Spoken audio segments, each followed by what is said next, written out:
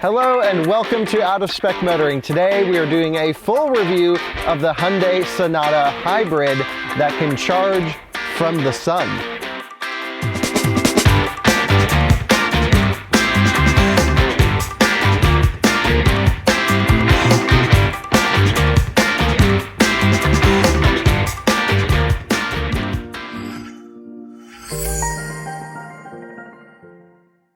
Before we start anything, let's talk about the design of the Sonata. Well, this is all new. This is the new design for the Sonata, and it has these running lights that come up the hood and fade away. Personally, it doesn't do it for me. What do you guys think? I think this grille makes it look like a puffer fish, just not loving it. I will say though, this Portofino gray paint is absolutely beautiful. You can see the unbelievable flake in the sunlight. They did a really good job. Coming around the back of the car, the whole roof, as mentioned, is a giant solar panel that charges from the sun. It's 205 watt peak. It essentially will keep the 12 volt battery topped up. When that's topped up, it'll divert its energy to the high voltage traction battery. During my week with it, it only gained about 3 kilowatt hours, so not much, but at least the car's not losing anything. But it looks beautiful. It's a really cool roof. Coming around the back of the car, you know, I've asked a lot of people what they think about the styling. Half the people absolutely love it, half the people hate it. I'm in the camp that doesn't like it. It just doesn't work for me. I'm not a fan of these taillights that swoop around and back. Not into it, but some people do really love it. I will say the touches, the lighting elements, everything looks very high quality. It looks way more expensive than it is. The shape just isn't appealing to my eye. But you can't fault the level of quality of the paintwork, the fit and finish, the panel gaps. Everything is absolutely spot on. Let's go take this for a drive now.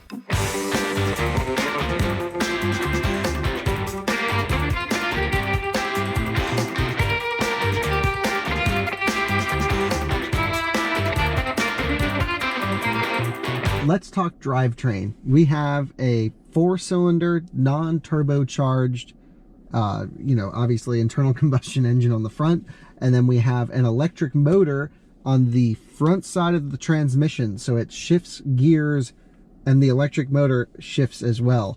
And then you have a battery pack that is charged partially by the sun but mostly by the engine.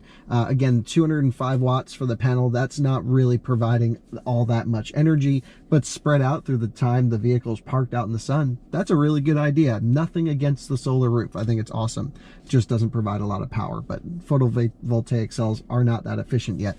So drivetrain wise, when you floor it, everything works together to provide all of the power. So let's floor it in sport mode, and I'm going to show you one of my concerns with the drivetrain. Off the line, plenty of torque. The electric motor goes, it revs up. It's honestly not, the power isn't the problem, it's those gear shifts. See how long they take? Listen. It just is a really slow gear change, and there's quite a big power loss. The other problem is when you select manual shifting, especially going from third to second, see that no rev matching, it just rips the motor back up with the kinetic energy of the car, and that is an unpleasant feeling, especially into first gear too. Feel it drag up. So that bugs me. I actually reached out to Hyundai about this. I said, you know, why didn't you guys put the 8-speed in there with the better logic and everything? And they said, well, the length of the drivetrain tunnel at that point, it wouldn't have accommodated the space. There was a packaging reason that they went with the 6-speed transmission. They claim that there's very similar performance, and they were able to space the ratios the same. I bet that's true, but I think an 8-speed would have allowed this thing to stay up in that high rev band a little bit longer. It also doesn't rev out in first or second gear all the way. It upshifts early, even when you select manual shifting, which whenever you're doing manual shifting, it diverts back to drive. So that's the bad on the drivetrain. Let's talk about the good. I'm going to put the car into its custom setting, which I have asked for everything to be sporty, but with nice and gentle comfort steering. And this is a really good drivetrain. Now we're on our research facility now. We're not tracking the car. We're just driving around the facility. And you can see it drives comfortably, it's quiet, the drivetrain is smooth, it doesn't really get in anyone's way. It sort of just happens behind you. You don't feel anything negative. The gear shifts at partial throttle are no problem, and this is how most people will drive their Sonatas, cruising around. You can actually get quite a bit of electric driving. So on the highway, everything charges up the battery, so when you pull off, you can do like low-speed driving in full electric mode all the time. Now there's a little indication which is on the screen right now that says EV, and that's essentially when the internal combustion engine isn't on. You would think that's not the case. This was another question I had to reach out to Hyundai about. What it means when the EV indicator is lit up is essentially the electric motor is powering the wheels, but the internal combustion engine can still be on for either engine braking or HVAC needs. So if you're blasting the AC, it may kick on the internal combustion engine to supply some extra power, and the EV indication will still be on. That seems a little disingenuous to me. I would have really preferred for the EV light to be on only when the internal combustion engine is off. Other than that, driving on the Hyundai Sonata is great. It is such a refined driving experience. The suspension is extremely compliant on roads. Big bumps translate into your seat, but it's not a big problem at all. The road noise being so quiet is the largest takeaway here. This is a really refined experience driving. Steering's nicely weighted, not much feel, but you can't ask for anything in a car like this. This is a car that you can get in and clock miles.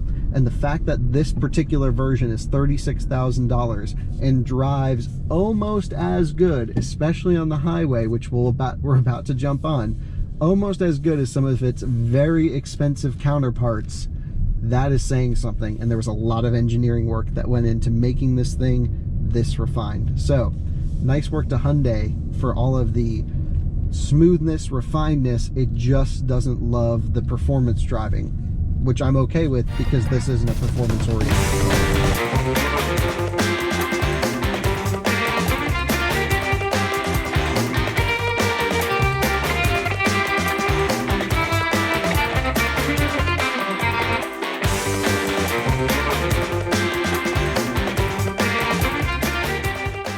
So all I have to do is select cruise control, set the speed I want it to go.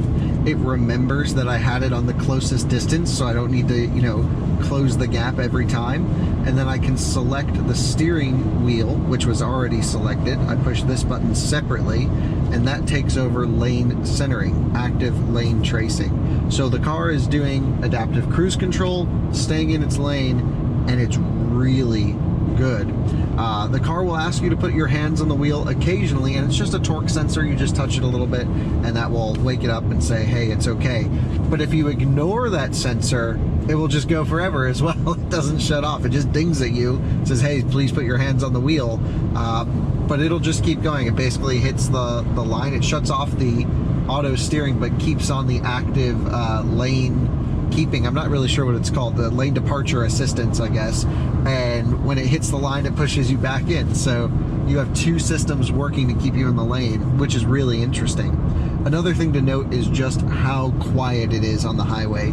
This is such a serene and quiet driving experience.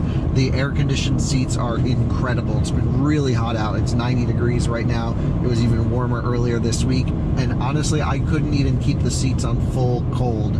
They worked that well. Some other cool driver assistance tech is when the car utilizes its cameras around it. So it has a 360-degree view camera system. A lot of cars do. This is really high definition, but when you put your turn signal on, it shows up in the display a video image of what's next to you. When I turn left, it puts on the speedometer in the top of that screen. And then when I put the right turn signal on, it turns on the tachometer on the right side. That's the blind spot warning saying that there's a car next to me. Don't move over. Understood. Now it's safe to. But it shows the tachometer on the right side, which is interesting because it doesn't show that normally. There's no way to just have a tach on the gauge cluster. You have to go through the menus here, which there are plenty to show the tach. Plus, it doesn't really matter in a car like this, cruising up and down the highway. So I thought that was a weird choice to have a big digital 2.4K to show that you're doing 2,400 RPM cruising down the highway. That's pretty odd.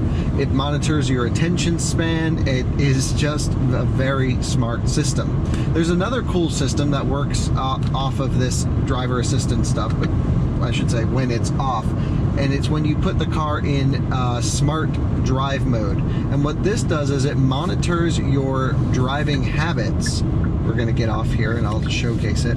It monitors your driving habits and selects the best drive mode to put the car in automatically.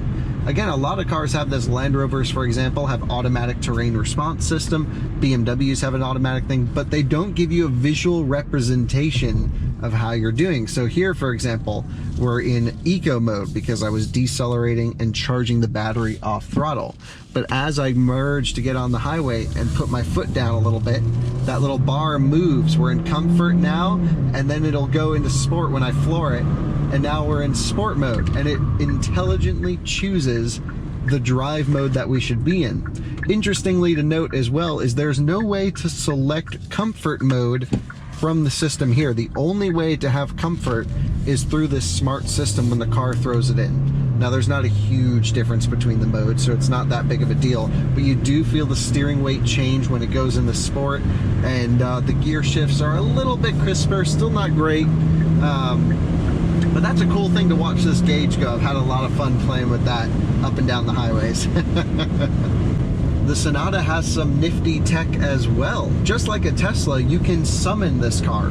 Well, not this particular one. It doesn't have the option, but Hyundai offers it in other models, where you, including Sonatas, where you can push a button on the key and move the car forward and back in and out of its parking space, just like a Tesla does. Now, it doesn't go around a parking lot. It's not smart. It's just in and out. But that's pretty cool that they're doing things like that. There's also other hints to Tesla in this car, way more than any other automaker. You'll notice here in the center display are these autopilot looking lines. It has the car in front of us, shows the line, and it's always in the center, just like a Model S or X. I thought that was interesting. You can also get a key card that looks just like a Model 3 key card, and that's what can unlock and start this car. And if you don't want to use the physical key or key card, you can hook it up to your phone, and your phone becomes the key. That's really cool. It has some other cool tech too. Check this out. If I have the key in my pocket and walk up to the trunk and stand there for a second, the trunk will automatically open. That is pretty cool. And then look at this feature. If you're behind that annoying guy in a smart car in the Starbucks drive-thru that just has a really long order, well, if you're on your phone texting and he pulls away, the car will say, "Hey, leading vehicle is pulling away," with a little chime. And there you have it. The Hyundai Sonata is just filled with technology. It feels way more expensive than it is. And let's talk about the numbers. A base Sonata hybrid is $28,000 and some change. This one, being the limited, has every available option pretty much. It's 36 grand. This thing is just packed full of technology. It cruises down the highway so comfortably. And honestly, although the styling doesn't do it for me, it does appear to be a lot more expensive than that $36,000 number. So Hyundai, you've done a great job, especially when you compare it to the Toyota Camry hybrid and the Honda Accord hybrid. I think this is the offering to go for after sampling those cars. So we'll see you on the next episode. Thanks so much for watching another out of spec car review.